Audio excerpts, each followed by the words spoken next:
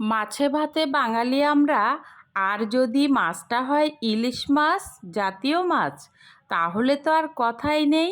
তো বন্ধুরা, সবাই কেমন আছেন? আসসালামু আলাইকুম। নিশ্চয়ই সবাই অনেক ভালো আছেন।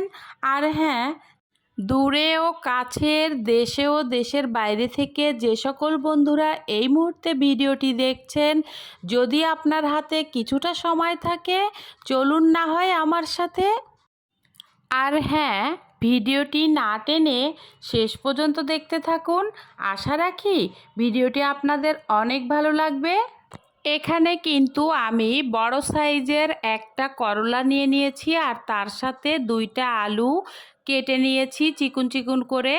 আর এগুলো কিন্তু আমি অফ ক্যামেরায় পেঁয়াজ, রসুন, কাঁচামরিচ সব কিছুই রেডি করে নিয়েছি। আর এখন দেখতেই পাচ্ছেন আমি কিন্তু করলাটা লবণ দিয়ে একটু কিছু সময়ের জন্য মাখিয়ে নিচ্ছি। এটা কিছু সময় পরে আমি কিন্তু চলে আসলাম রান্নার কাজে। তো আমি কিন্তু এখানে হাতে মাখা করলা দিয়ে ইলিশ মাছ রান্না করব। আর হ্যাঁ, করলাগুলো কিন্তু আমি ধুয়ে নিয়েছি। তো দেখুন, এখন কিন্তু আমি করলাটা একটা কড়াইতে ঢেলে দিলাম। এখন আমি পর্যায়ক্রমে কিন্তু সব মশলাগুলো, তেল, এগুলো দিয়ে দিব। তো দেখুন করলাটা কেমন সাইজে কাটলাম একটু দেখিয়ে দিলাম। আর এখন কিন্তু আমি এখানে কি কি নিয়েছি সব কিছুই কিন্তু আমি দেখিয়ে দিচ্ছি, কেটে নেওয়া মশলাগুলো। তো দেখুন, এখানে কিন্তু আমি বড় সাইজের দুইটা আলু চিকুন চিকুন করে কেটে নিয়েছি। তার সাথে আমি ইলিশ মাছের কিছু টুকরো নিয়ে নিয়েছি। তার সাথে আমি একটা বড় সাইজের রসুন কুচি নিয়েছি। তার সাথে আমি 4টা বড় সাইজের পেঁয়াজ কুচি নিয়েছি। আর 8-10টার মতো কাঁচামরিচ নিয়ে নিয়েছি। সব মিলিয়ে এখন কিন্তু আমি মশলাগুলো আমি করলার উপরে দিয়ে দিচ্ছি পর্যায়ক্রমে। তো দেখতে থাকুন সাথেই, আশা রাখি ভালো লাগবে।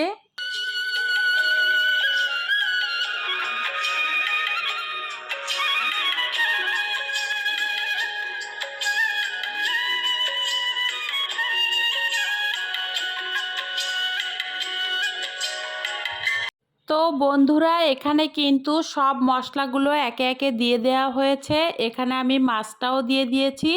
এখন কিন্তু আমি 2 চামচ পরিমাণ হলুদের গুঁড়া দিয়ে দিলাম। সাথে আমি পরিমাণ মতো 1 চামচ পরিমাণ লবণও দিয়ে দিয়েছি।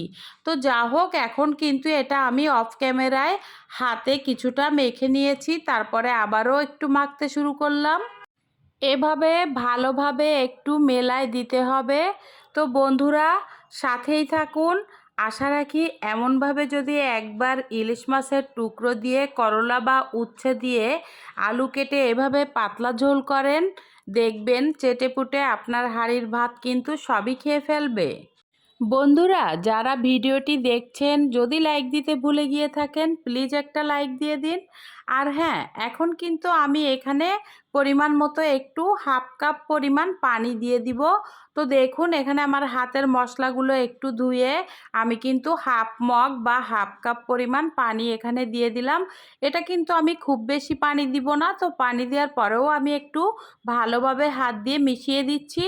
এই তো, এখন কিন্তু আমি রান্নাটা বসিয়ে দিব। সব কিছুই রেডি হয়ে গেল। তো দেখতে থাকুন। তো এই তো আমি এখন কিন্তু চুলায় বসিয়ে দিলাম। আর হ্যাঁ, একটা ঢাকনা দিয়ে কিছু সময়ের জন্য একটু ঢেকে দিব। তো দেখতে থাকুন।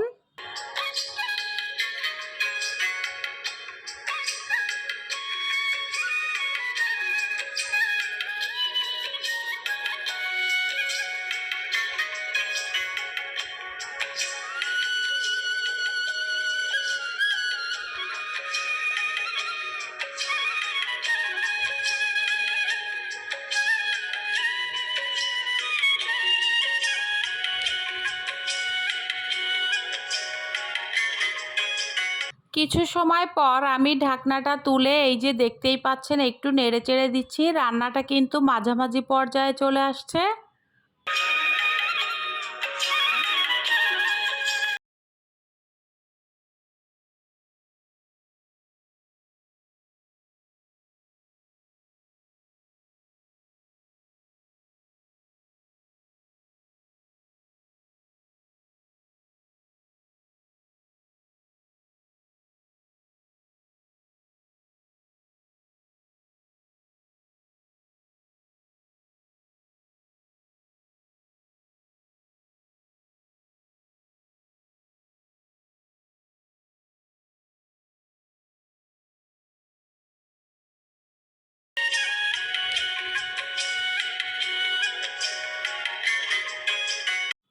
এই তো এই পর্যায়ে আমি আবার একটু ঢাকনা তুলে একটু নেড়ে চেড়ে দিলাম।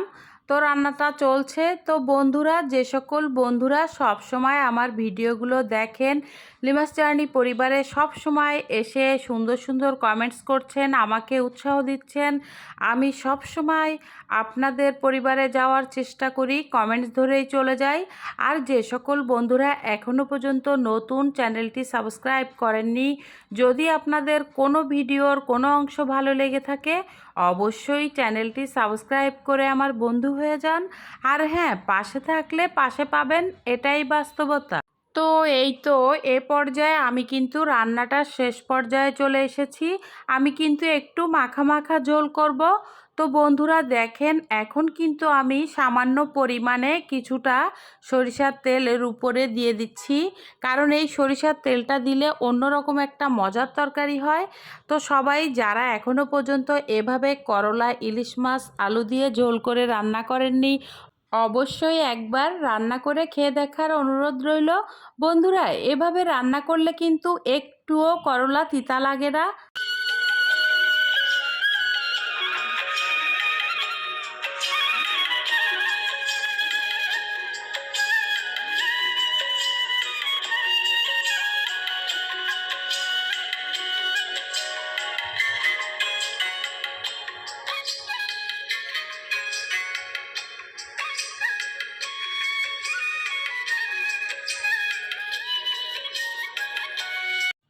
তো এই তো আমার রান্নাটা কিন্তু শেষ পর্যায়ে, মানে রান্নাটা কিন্তু হয়ে গিয়েছে। তো দেখুন, এখন আমি ঢাকনাটা তুলে একটু দেখে নিব। তো যারা এখনও পর্যন্ত এভাবে করলার তরকারি ঝোল করেননি ইলিশ মাছ দিয়ে, অবশ্যই একবার হলেও ট্রাই করে দেখবেন। আর হ্যাঁ, যে সকল বন্ধুরা এখনও পর্যন্ত লিমাস জার্নি পরিবারে যুক্ত হননি, যদি আপনাদের ভালো লাগে লাইক, কমেন্ট, শেয়ার করে পাশেই থাকবেন।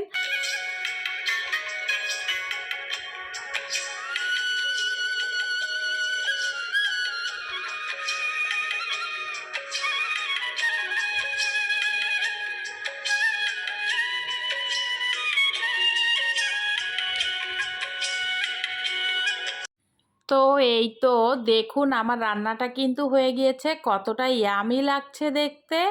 আর হ্যাঁ, যে সকল বন্ধুরা এখনও এইভাবে ইলিশ মাছ দিয়ে করলা আলুর ঝোল খাননি, একটুও তিতা লাগবে না।